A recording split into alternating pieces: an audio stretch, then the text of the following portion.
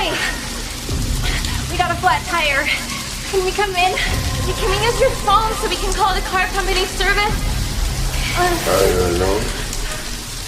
Yes, we're alone. Come in.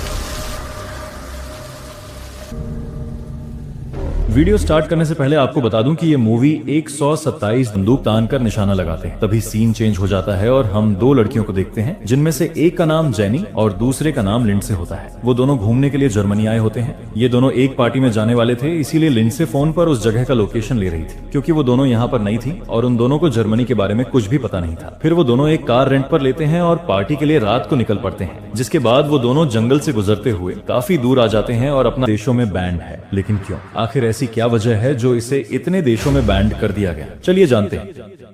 तो movie की शुरुआत में हम प्रोफेसर हाइटर को देखते हैं, जो अपनी गाड़ी में बैठकर एक तस्वीर को देख रहे होते हैं। वो जो तस्वीर को देख रहे थे, उस तस्वीर में 3 कुत्ते आपस में जुड़े हुए थे। इसी दौरान वहां पर एक ट्रक आकर रुकता है और ट्रक का ड्राइवर टॉयलेट करने के लिए जंगल की तरफ जाने लगता है। तभी प्रोफेसर हाइटर उसके पीछे आता है और उसकी तरफ अपनी रास्ता भटक जाते हैं। और यही नहीं, यहाँ पर अचानक से उनका टायर भी पंक्चर हो जाता है। यहाँ लिंडसे कार रिपेयरिंग वालों को कॉल करती है, लेकिन जंगल में फोन पर सिग्नल नहीं आ रहा था और वो दोनों ऐसे जगह पर फंस जाते हैं जहाँ पर दूर दूर तक कोई नहीं था। तब वो दोनों डिसाइड करते हैं कि हमें कार में ही रहना चाहिए और उस रास्ते से गुजरने वालों से मदद मांगनी चाहिए। फिर कुछ देर बाद वहां से एक कार गुजरती है। वो दोनों उससे मदद मांगती हैं, लेकिन उस कार में एक बूढ़ा आदमी बैठा होता है, जो कि उन दोनों को अकेला देखकर उस घर में पहुंचकर दरवाजा नॉक करते हैं और तभी प्रोफेसर हाइटर दरवाजा खोलते हैं। तब वो दोनों उनको अपनी प्रॉब्लम्स बताते हैं और उन दोनों को अकेला देखकर प्रोफेसर हाइटर उनको अंदर आने के लिए कहते हैं। यहाँ प्रोफेसर के घर में अजीबोगरीब पेंटिंग्स थी, जिन्हें देखकर वो दोनों थोड़ा घबरा जाते हैं। तभी प्रोफेसर हाइटर उनसे पूछते हैं कि क्या तुम ट्रैवलर्स हो? जिस पर वो कहती है कि हम न्यूयॉर्क से हैं और जर्मनी यहाँ पर घूमने के लिए आए हैं। और साथ ही वो दोनों प्रोफेसर से कार रिपेयर अजीबोगरीब इशारे करने लगता है, जिससे वो दोनों डर जाते हैं और कार को अंदर से लॉक कर लेते हैं। फिर वो आदमी यहाँ से अपनी कार लेकर चला जाता है। उसके बाद वो दोनों कार से उतरकर आसपास घर ढूंढने लगते हैं, ताकि वहां से कॉल करके वो अपनी मदद के लिए किसी को बुला सके। फिर कुछ दूर जाने के बाद उन्हें एक घर से लाइट जलती हुई दिखाई देती है, इसीलिए वो दोनों घर की तरफ जाने लगते हैं। इसी दौरान वहां पर बारिश शुरू हो जाती है और वो दोनों काफी भीग जाते हैं। फिर वो दोनों रिपेयरिंग वालों को कॉल करके बुलवाने के लिए भी कहते हैं, लेकिन प्रोफेसर उन दोनों की बातें इग्नोर करके फिर से एक सवाल पूछते हैं कि क्या तुम दोनों आपस में रिलेटिव्स हो? जिस पर वो कहते हैं कि नहीं, हम सिर्फ फ्रेंड्स हैं। तभी प्रोफेसर उठता है और उन दोनों के लिए पानी लेने किचन में जाता है और साथ ही कार रिपेयरिंग वालों को कॉल करने का नाटक भी करता है, ताकि उन दोनों को शक ना हो। इसी दौरान प्रोफेसर उन दोनों के ग्लास में बेहोशी की दवा मिला देते हैं और उन दोनों को पीने के लिए देते हैं।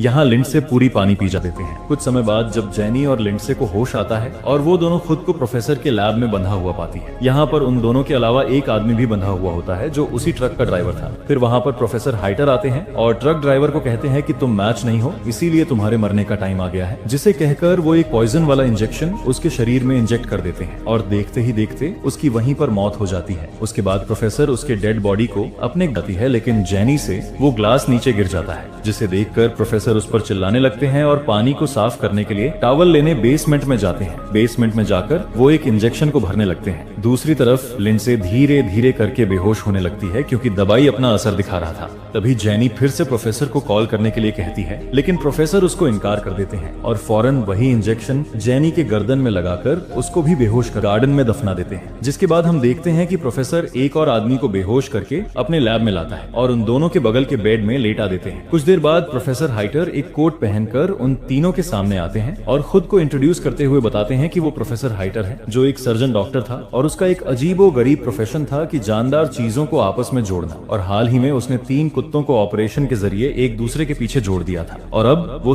एक ह्यूमन सेंटिपीड बनाएगा, जिससे ये होगा कि जब सब्जेक्ट खाना खाएगा तो वो खाना मल बनकर उससे होता हुआ सब्जेक्ट बी के मुंह में जाएगा और सब्जेक्ट बी से होता हुआ सब्जेक्ट सी के मुंह में जाएगा। यहाँ उसकी बातों से ही लग रहा होता है कि ये काम कितना घिनौना होगा जो ये पागल डॉक्टर करने वाला है। और वो ये एक्सपेरिमेंट इंसानों पर पहली बार करने वाला था। वो सबसे पहले उस आदमी को एक इंजेक्शन देकर बेहोश कर देता है, जिसके बाद वो जेनी के पास आकर उसको इंजेक्शन लगाने लगता है। तभी लिंडसे अपने साइको प्रोफेसर वही ऑपरेशन उन तीनों के ऊपर करना चाहता था, क्योंकि उन तीनों के स्किन टिश्यूज आपस में मैच कर रहे थे। फिर वो उन तीनों को ऑपरेशन के बारे में बताने लगता है कि सबसे पहले वो उनके नी के लिगामेंट्स को निकाल देगा, ताकि वो कभी खड़े ना हो सके, और साथ ही वो सब्जेक्ट बी और सी के मुंह को काटकर सब्जेक्ट बी को ए के पीछे जोड़ देगा और सब्जेक्ट सी को बी के पीछे जोड़ देगा। फिर वो उनके हिप्स के स्किन को उतारकर जबड़े के स्किन को वहां पर लगाएगा और तीनों को आपस में जोड़कर दांतों की मदद से रस्सियों को खोल देती है और वहाँ से भागने लगती है। वो भागते हुए एक रूम के अंदर आकर दरवाजे को लॉक कर देती है, लेकिन डॉक्टर उस रूम की खिड़की को तोड़कर अंदर आ जाता है। लेकिन जैसे ही वो उसे पकड़ने जाता है वो लड़की वहाँ से भाग जाती है, लेकिन तभी वो एक पुल में गिर जाती है। वो साइको डॉक्टर वहाँ पर भी पहुँच जाता है और पूरे पुल को कवर कर देता है, लेकिन तभी अचानक से लाइट चली जाती है और इसका फायदा उठाकर लिंडसे वहाँ से भागने लगती है। वो भागकर डॉक्टर के लैब। उन तीनों के जख्म अभी तक ठीक नहीं हुए थे, पर वो जबरदस्ती उन तीनों को खड़ा करने की कोशिश करता है और उन तीनों में सबसे आगे वो आदमी होता है, बीच में लिंडसे और सबसे आखिर में जेनी होती है। वो लोग काफी दर्द महसूस कर रहे थे, लेकिन डॉक्टर उनको खड़ा करके पिक्चर्स लेने लगता है। फिर वो उन तीनों को आईने में दिखाता है और वो तीनों खुद को इस हालत में देखकर काफी रोने लगते हैं। इसके बाद वो उन्हें पिंजरे में रखता है और उनके साथ जानवरों की तरह सलूक करता है। वो उन्हें लैब में आती है और जेनी को खोलती है, जो इंजेक्शन की वजह से बेहोश हो गई थी। फिर वो जेनी को घसीटते हुए किसी तरह बाहर ले आती है, लेकिन तभी डॉक्टर पीछे से आकर वही इंजेक्शन लिंडसे को भी लगाकर उसको भी बेहोश कर देता है। फिर वो दोबारा उन दोनों को उठाकर लैब में ले आता है, जिसके बाद वो उनका ऑपरेशन शुरू कर देते हैं और वो डॉक्टर सक्सेसफुली अपना ऑपरेशन कंप्लीट कर लेता है। फिर कुछ दिन बाद हम देखते हैं कि उस डॉक्टर का ह्यूमन सेंटीपेड रेडी हो गया है, लेकिन जानवरों की तरह खाना भी देते हैं। फिर हम देखते हैं कि वो डॉक्टर उन तीनों को बाहर ग्राउंड पर लेकर जाता है। तभी उस आदमी को टॉयलेट जाने की जरूरत महसूस होती है और उसका सारा मल लिंडसे के मुंह में चला जाता है और मजबूरन लिंडसे को वो निगलना पड़ता है, जो काफी घिनौना दिख रहा था। फिर एक दिन वो डॉक्टर उनका चेकअप करता है, जिससे उसे पता चलता है कि वो आदमी तो बिल्कुल ठीक है, लेकिन लिंडसे को कॉन्स्टिपेशन हो गया है, क्योंकि लिंडसे उस आदमी का मल डाइजेस्ट नहीं कर पा रही थी। और साथ ही जेनी।